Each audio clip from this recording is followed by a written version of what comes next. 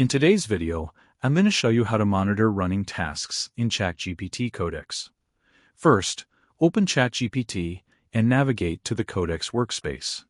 Next, start a new coding task by describing what you want Codex to build, analyze, or modify.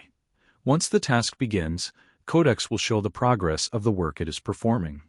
To monitor a running task, check the Task Status panel or Conversation view. Here you can see updates, generated code, commands being executed, and any actions Codex is taking. If Codex requires more information, it will pause and ask for clarification.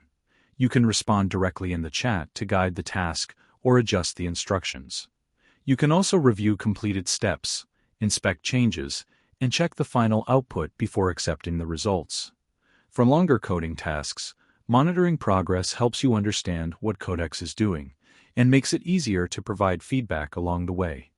That's how easy it is to monitor running tasks in ChatGPT Codex.